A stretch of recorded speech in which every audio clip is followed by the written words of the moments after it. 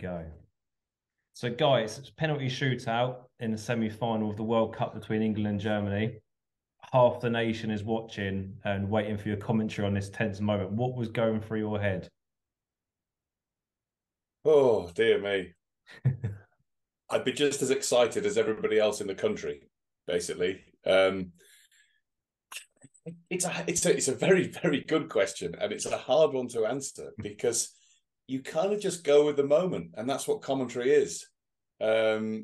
It's happening. You're excited. You've got to find the right words. They just come somehow. Hopefully, they do anyway.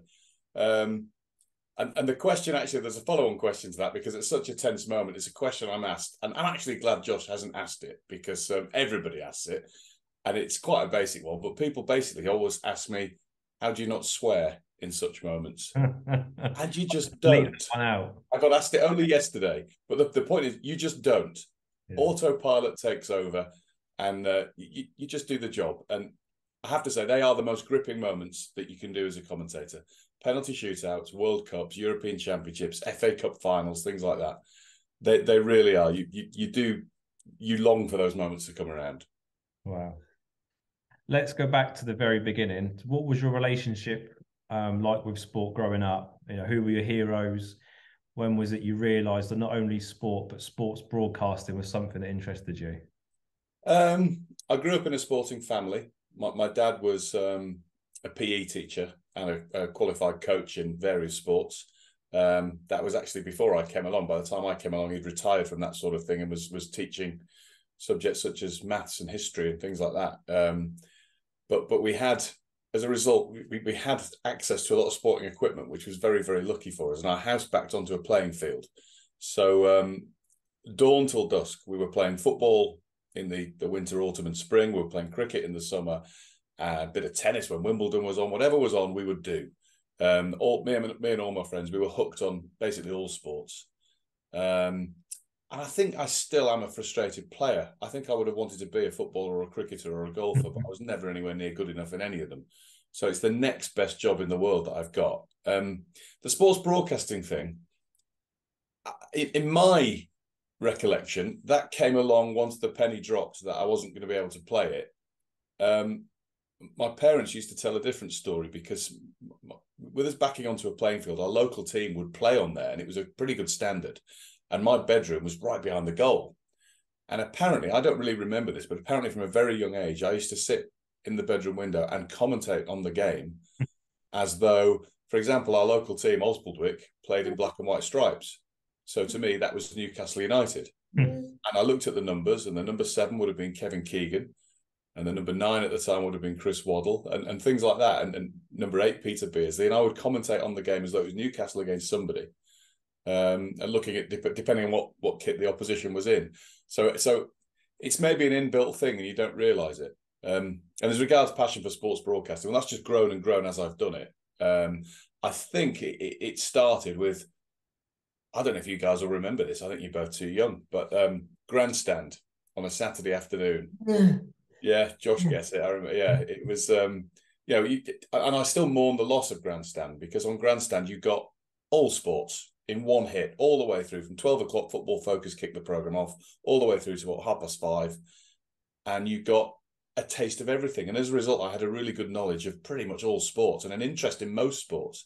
And I kind of wish there was still a programme like that because your knowledge dips a little bit over the years, and I'm so focused on football now. My knowledge of other sports has kind of gone away a bit, but I think there's still a place for a program like that. I used to love Grandstand and World of Sport on ITV. That was equally good.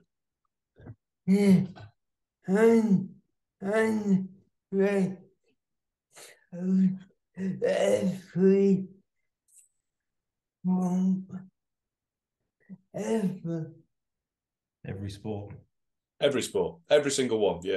Yeah, rallying, table tennis, a lot of horse racing, which I've enjoyed this week with Royal Ascot. I've been watching that.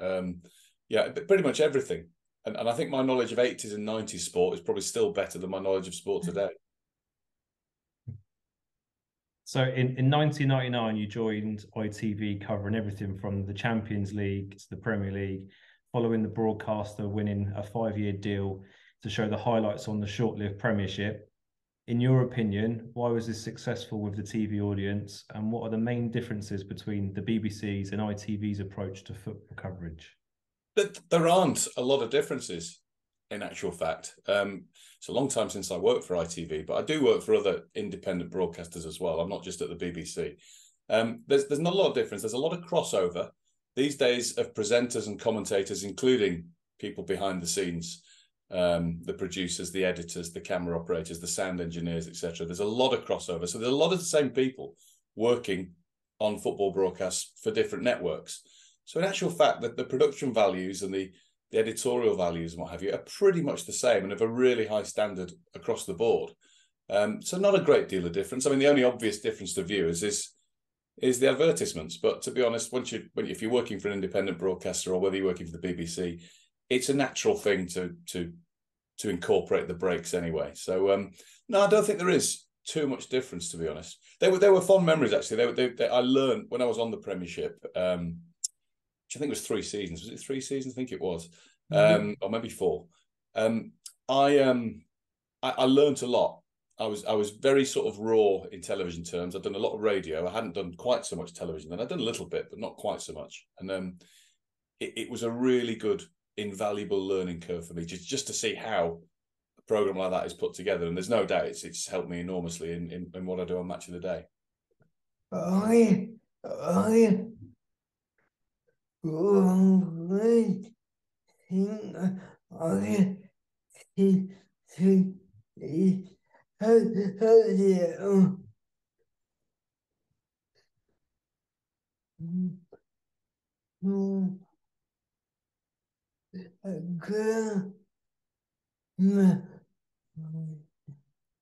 ITV's always a little bit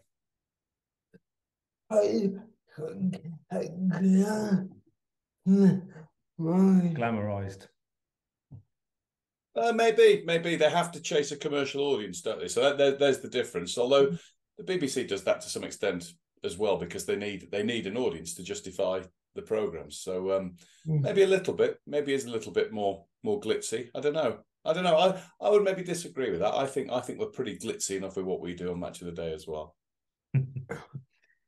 Yeah, in 2004, and so sanity prevailed and Match of the Day returns to the BBC, and you join the illustrious team of commentators. What remains the secret to the show's success and longevity? How important is it in charting football's ever-changing landscape? I think it's still absolutely essential. I know there's been a few times where people have said, "Oh, it's the end for highlights programs." There's so much on live. A lot of people have got so much access to live football nearly every day of the week. Let's be honest, and pretty much throughout the year these days. And they were saying, "No, the highlights programs will die a death." Far from it. The viewing figures are as healthy as ever. I think a lot of people, well, even people have been to live games during the day or they've watched a live game on another channel in the day, that you can't follow everything all at once. Whereas Match of the Day gives you a nice. We wish it'd be lovely if we could put slightly longer edits of the games on, but time constraints means that's impossible. But it's still the go-to place to find out everything that's happened in the Premier League that day. People still cherish it. People still, in these days of a lot of people watching things when they want, with recording devices and what have you, they can watch when they want. I think there's still a lot of people at 10:30 on a Saturday night. It's appointment to view television, and you make sure you're in to watch it, or the Sunday morning repeat, which is incredibly popular too for people who have been out on a Saturday night. But I think there's still a place for it, and I really, really hope there always will be. I'm pretty confident there will be, because let's be honest, 90 minutes, a lot of games, 90 minutes, there's not a lot happening for a lot of the time. So you can see everything that you need to see in one little hit, 10 minutes or sometimes less to get it in. But at least we do see everything from every game, which wasn't always the case in the past. Yeah.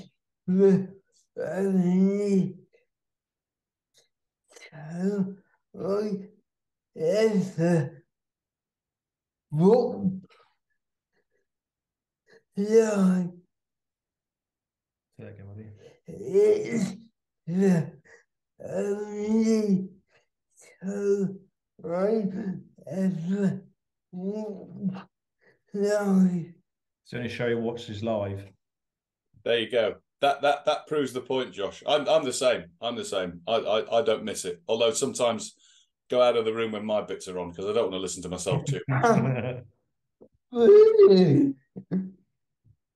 He's asking really. Oh, sometimes, yeah. Yeah. Although there is a strange thing that I think a lot of commentators do this.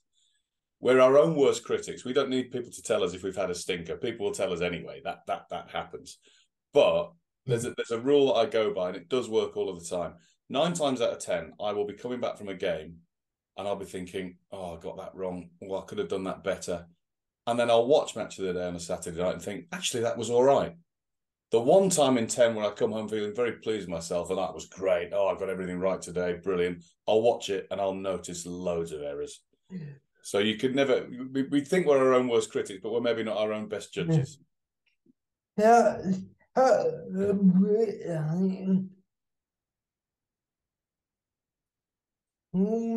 When I did anything, I always think but oh, then Yeah, Josh saying it's a bit like when he does interviews, he's always thinking, how can he do it better? We're all the same, aren't we? We're all the same. We criticise ourselves possibly a little bit too much, but that's the way it is. That's the way it is. That's how to make it good. So following John Motson's retirement from live football in 2010, you were chosen as BBC's leading football commentator for live coverage. What was the process you went on to create your own style? I don't know if I did. I just did what I've always done and still do. Everybody does it differently. There's no right way or wrong way of doing it. You just got to be yourself. Never any point me trying to copy somebody like John Motson or indeed Barry Davies or Brian Moore and all the greats, the trailblazers that came before me, Martin Tyler, Clive Tilsley. They've been and still are some great commentators. So I never set out to copy anybody or do anything like that, or particularly to develop my own style. I just did it because, as I said earlier, commentary is about reacting to what you're seeing. So what comes out because it's how you feel at the time and it's the words that you just happen to pick at the time. So I don't know about style. I just hope that I get it right and a familiar and reliable voice for viewers, really. An interesting thing about that, though, is if I'm thinking about what I might say, and I don't rehearse anything, I never write down lines or think about if this happens today, I'll say this, because it wouldn't work, because I'm not, and I'm sure most of my colleagues aren't very good actors. We couldn't pull it off, and it would be acting, not commentary as well. So it wouldn't be right for what has just happened. You've got to react to what happens when it happens. But when I'm thinking about, in bursts, maybe before the game, before Gary Lineker hands over and says your commentators are, I'll have in my mind what I'm going to say at that point. And I always hear it in somebody else's voice, not mine. I will hear it in Martin Tyler's voice, or I'll hear it in John Motson's voice, because that to me is the voice of commentary, because they were the voices that I listened to growing up. Maybe, who knows? I doubt it. There's so many of us these days that anybody can pick who they want, but maybe in future years, commentators might hear themselves in my voice. I don't know, but that's certainly how I do it. And it also maybe tells me that it sounds right. If I say it in their voice and it sounds right, then it must be okay. And obviously for live matches, you're not alone in the commentary box. So how do you preside over the action while prompting a pundit for analysis? The iconic Mark Lawrenson built a reputation for bizarre left field remarks, which Josh personally loved. Good. How difficult was it to get him back on track? Oh, Loro's terrific. He's long been a good friend of mine and always will be. And Loro's brilliant. And to be honest, I get on with everybody that I work with as a co-commentator, and it's much more fun when you have a partner. It's much more fun because you can bounce off them. It's conversation. You are having a conversation watching the game, much like other people are at home. And hopefully we're providing a decent guide to the game that you're watching as well. So it's a lot more fun having somebody to bounce off. When you get to know people a little bit better, you can take the mickey a little bit and have a bit of a laugh with them. I could never win with Loro. He would always trump me. He'd have one last line to beat me every single time. But I quite enjoyed that, to be honest. It was always such a thrill for me to be working with somebody who's played for Liverpool and Republic of Ireland and won the lot.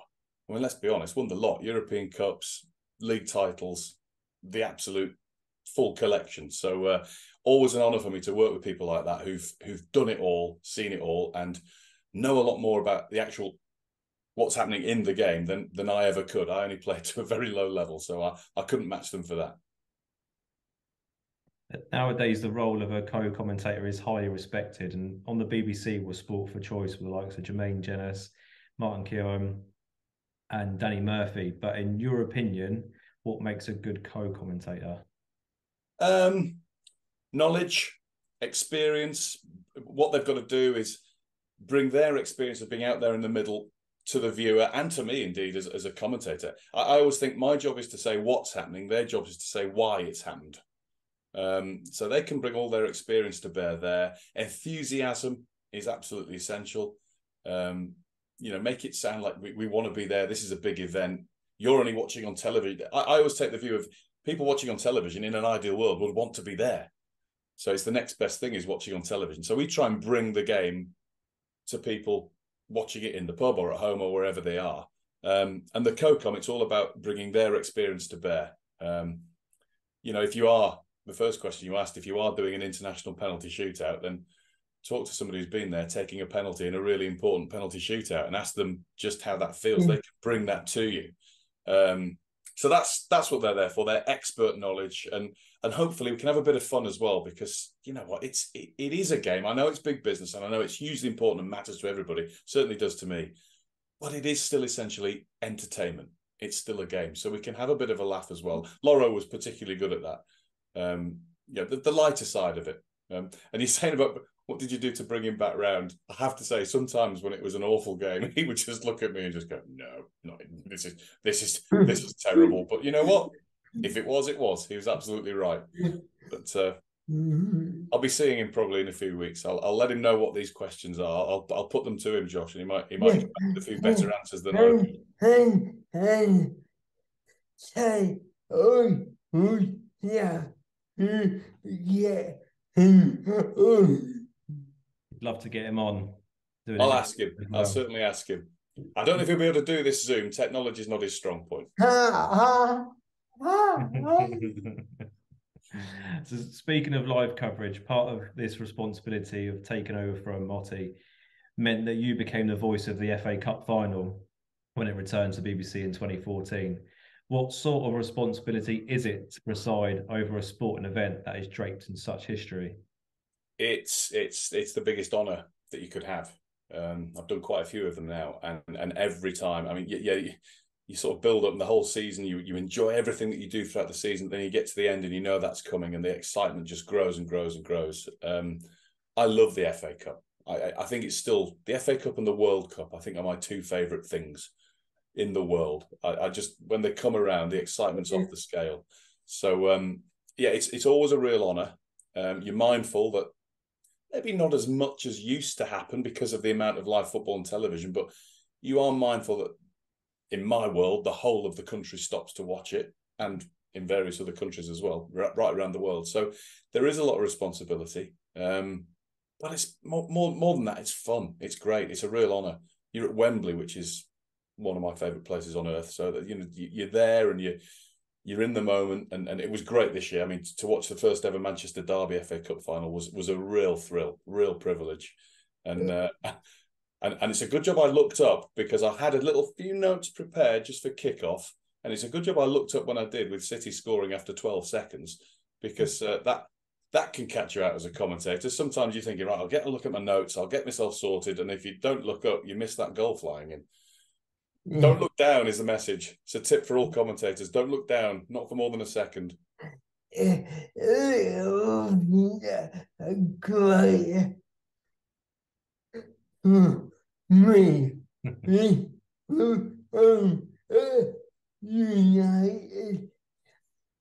wasn't great for Josh because he's a United fan. Oh, sorry, Josh. Well, they got back into it with the penalty, didn't they? But I think City just a bit too strong on the day. Maybe a bit too strong for them at the moment.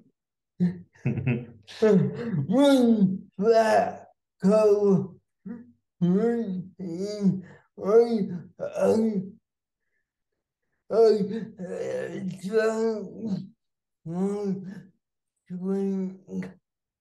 When that goal went in, he dropped his drink. I nearly dropped my microphone, nearly dropped everything. Yeah, it was quite a stunner, wasn't it? 12 seconds. Unbelievable start. Well, at least you were in position to see it, Josh. A lot of people hadn't even got to their seats, so a lot of people paid a lot of money to see it. um, all football fans remember what happened at the 2010 World Cup in an era before a little thing called VAR, when we probably needed it, with Frank Lampard's goal, which wasn't given. That was your first World Cup taken over from the legendary John Motson, which I'm sure was very daunting. But as a BBC commentator, how did you preside over the action whilst trying to maintain neutrality? Oh, I don't know if I did, to be honest. I don't think there was much neutrality going on at that moment. It was shock, absolute shock. I think that moment actually was the reason, the catalyst, the spark to bring in goal line technology first, and then that has ultimately led to video assistant referees. I do so many games throughout the course of a season. It's well over 100 every season, and a lot of my colleagues, or some of my colleagues, certainly have photographic memory. They can remember where they were 2 weeks ago, where they were in August, where they were in September. I've done one, I park it, and I get onto the next lot and start prepping for them. And I can't recall. Sometimes I think, was I there? I can't remember that. But that game, I can remember pretty much every minute of it as it went along. And particularly that moment. I can see it now. I can just see it perfectly now that you've mentioned it. And it was we're just aghast. Because, I mean, that far, I haven't got wide enough arms to see how far over the line it was. It was just so far over. And how you couldn't see that, I don't know. How anybody couldn't see it. Everybody in the world knew it was over the line, apart from the assistant referee and the referee. If they didn't see it, they can't give it. I have a little bit of a theory with VAR and things like that. I think, I won't go into detail too much because it bores everybody talking about VAR, I know, but I actually think it goes too far and not far enough all at once. I think it's too formal. They only decide on certain things. I think it's, what would be wrong with a quick word in the referee's ear? No, you've got to give a corner there. That came off the defender. Or you've got to give a goal kick. You've got that wrong. We wouldn't even need to know, and they get on with it a lot quicker. Anyway, we won't go deep into that. But what would it have taken for somebody just to say there, no, that didn't go in? Because we didn't actually need any goal line technology for that. It was quite obvious it hadn't gone in. That said, would it have made any difference? Well, it would have been 2-2 at half time. So maybe we'll never know. But England didn't deserve to win. Germany were by far and away the better team throughout the game. So maybe it didn't matter in the end, but that's the glory of sport, isn't it? We'll never actually know. I was uni in uni bar and the whole bar when so You were in a bar watching it. uni. Oh, you was in a uni bar watching it. Oh, right, yeah. And I'd be interested to know what the reaction of people there were watching it, because I would think it'd be the same as me. Yeah, when I see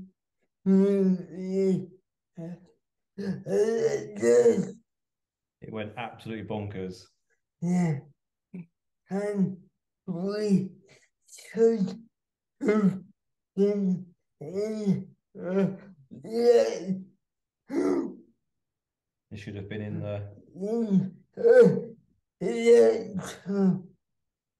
the next. Sorry, Josh. In the next.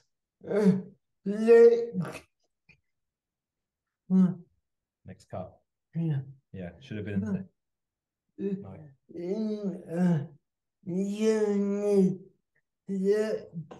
Oh, you should have been in a uni lecture. Right, sorry. Should have been a uni lecture. But we fucking love what uni well, They bunked off to watch it in the uni bar. I would think there would have been nobody in that university lecture at all. Not when England are playing Germany at a World Cup. What a stupid scheduling of a lecture that is. Exactly.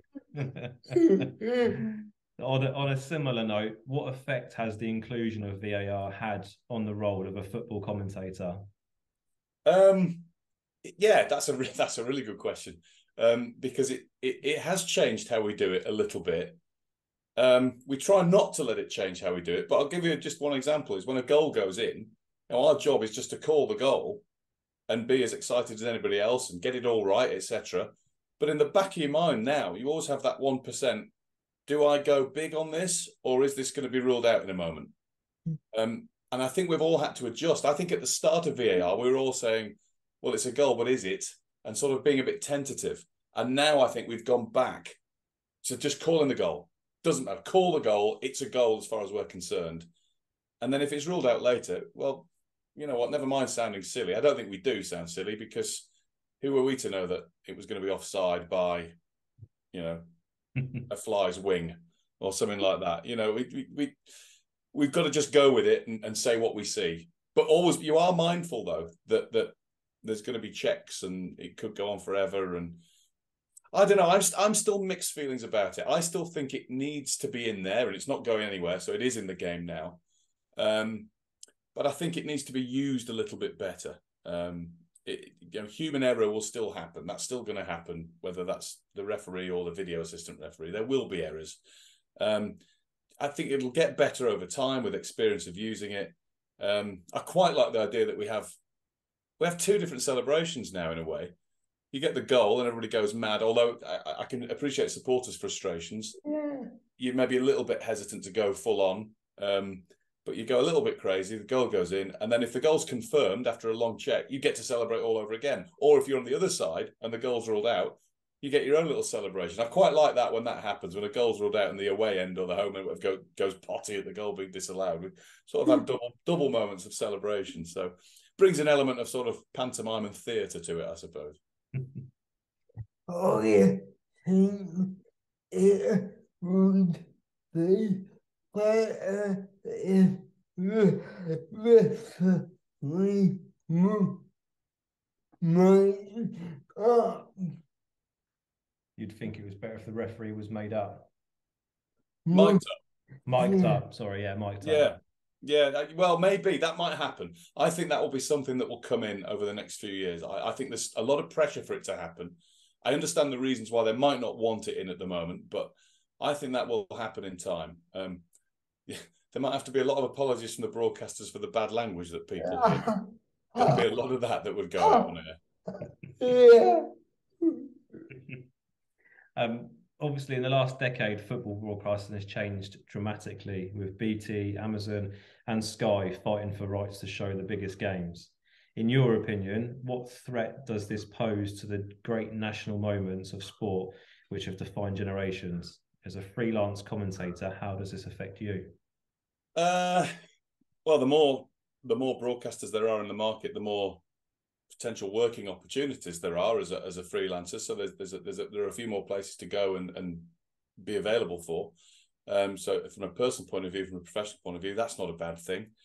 It's a hard one. It's a hard one to answer that, because they all do such a good job in how they broadcast the product, to use a corporate term, and to bring the live action to our homes.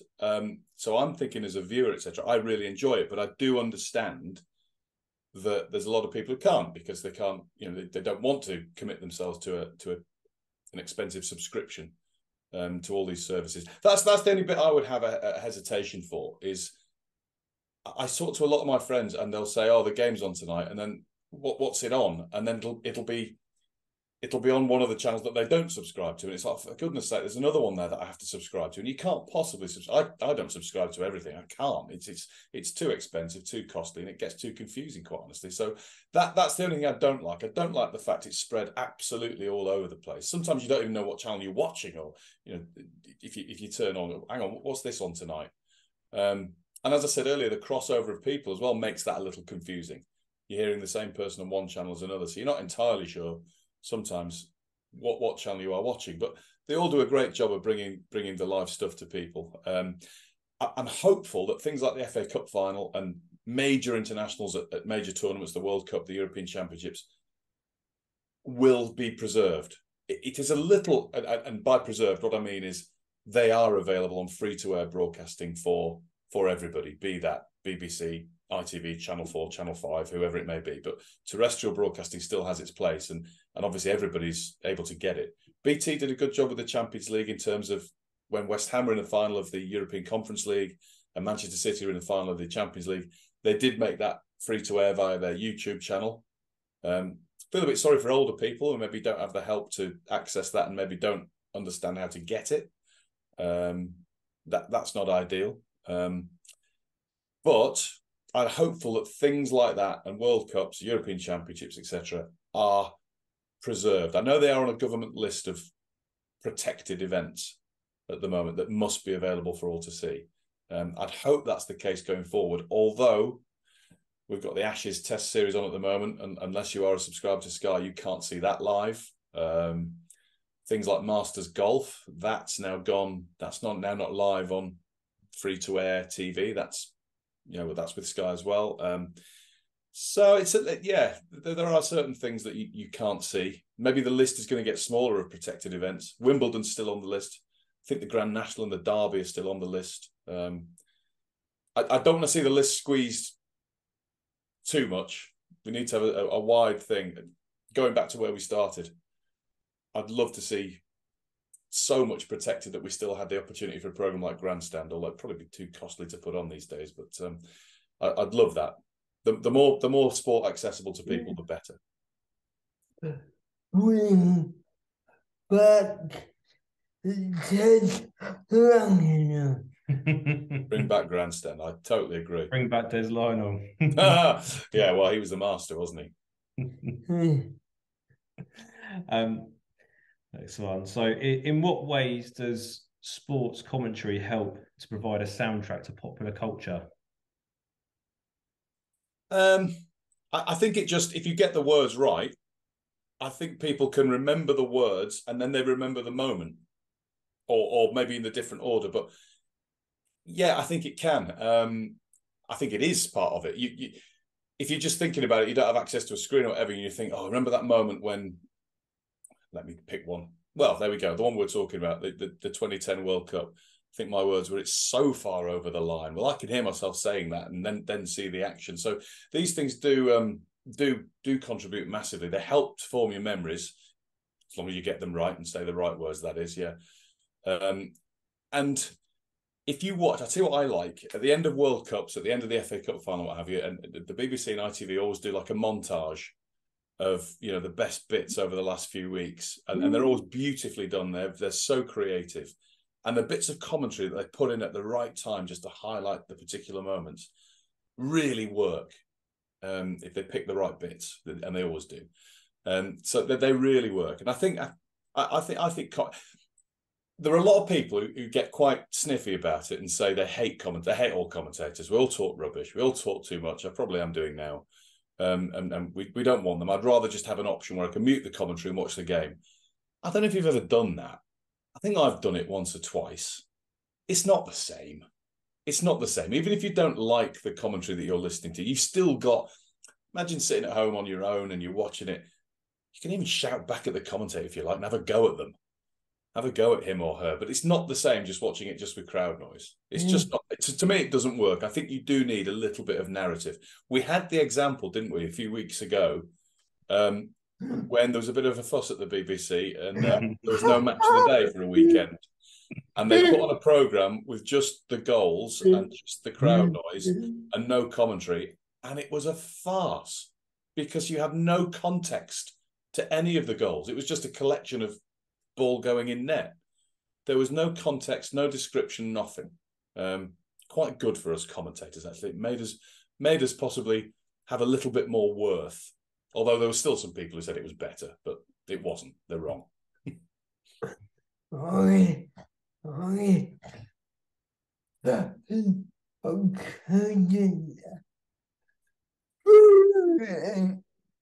So he couldn't follow it. No, No, you couldn't. I couldn't. And I knew all the results. I knew the story behind it, but it was still hard to follow. Just as you say, there's no narrative, nothing to go on. Yeah. Hopefully, it'll never, ever, ever happen again. Yeah. So earlier this year, we lost a true giant of sports presentation. What are your memories of the great John Watson, and what's his legacy on sports broadcasting as a whole? Oh, well, he was such a big help to me as I was growing up as a television commentator. I could ring him when I wanted. He would ring me. I mean, that was actually one of the biggest thrills I ever had, when he rung me for some advice on how to pronounce a couple of names, and had I seen the team he was about to see next week, could I give him some advice and maybe send him my notes? Wow, hang on a minute, this is great. I'm now a colleague of the man that I grew up listening to commentating all the major football games.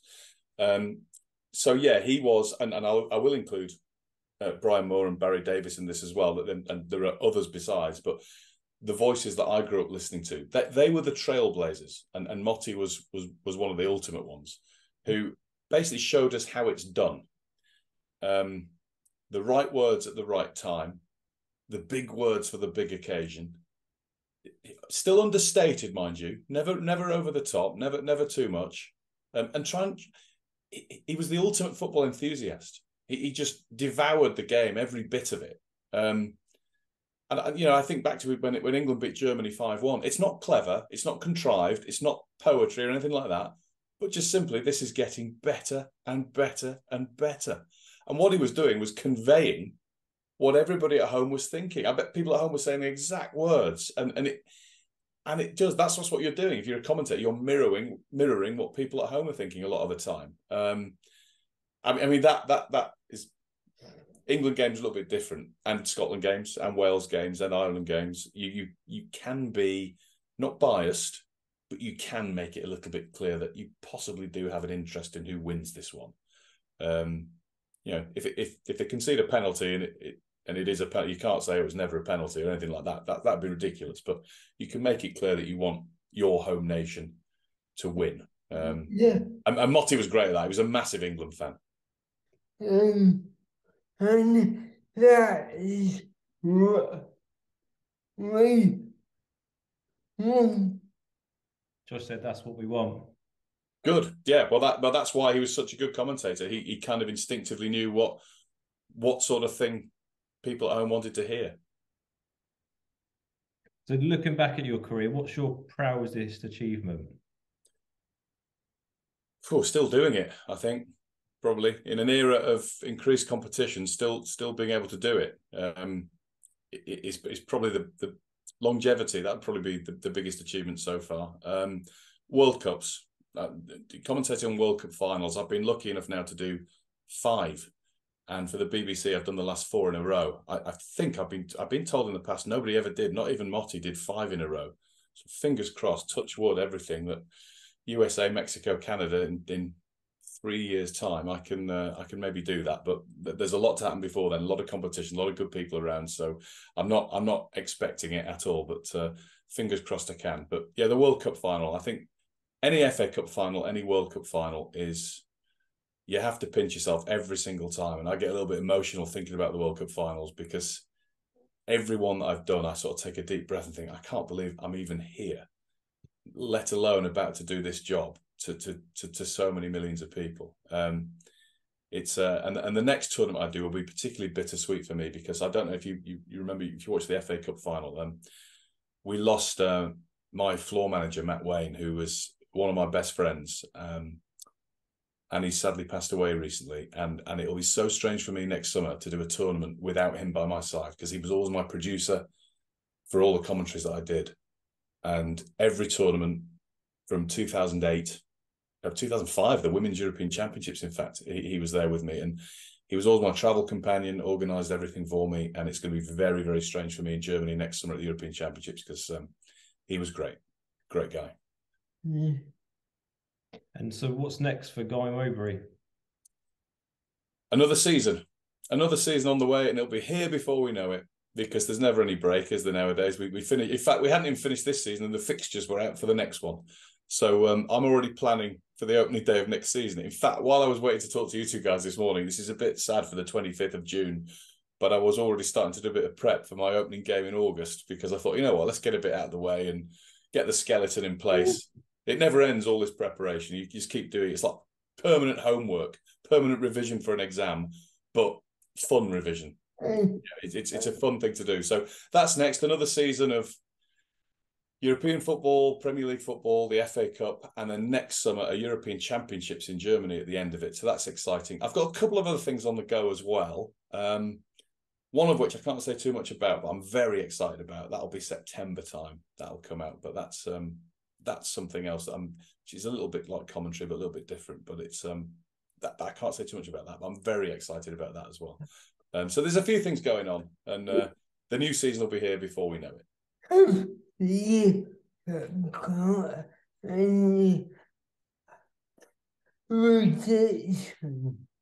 Josh said, "Have you got any predictions?" Oh. You know what?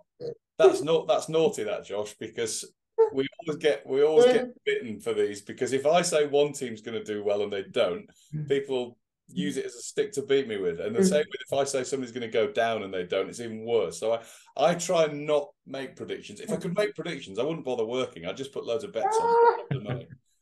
So I don't know. I'm just hoping for a really, really good season. Here's one. Manchester City will definitely be in the top 4 again. That's not exactly a bold prediction, is it? But I'm pretty sure that will happen.